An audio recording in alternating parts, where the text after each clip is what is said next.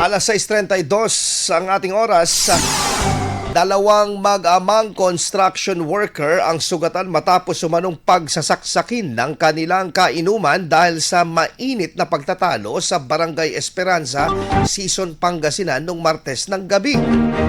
Ayon sa pulisya, kinilala ang sospek na isang 55 anyos at ang mga biktima na isang 65 anyos at 33 anyos kapwa residente ng nasabing barangay.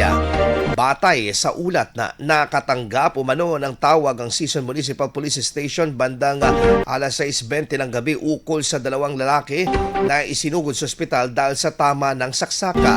Sa paunang investigasyon, lumalabas na dahil sa hindi pagkakaunawaan ng mga biktima at ng sospek, ang pananaksak ay iyon naman ang dahilan kung bakit nanaksak habang sila ay nagiinuman. Matapos mabigyan ng paunang lunas, nilipat ang mga biktima sa Dagupan City para sa karagdagang pagpapagamot.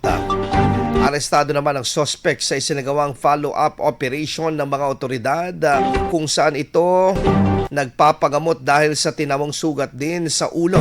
Ngunit hindi pa na-recover ang ginamit na patalim sa nasabing insidente. Patuloy naman ang investigasyon ng pulisya upang matukoy ang buong detalye ng pangyayari at pagsasampa ng kaukulang kaso laban sa suspect.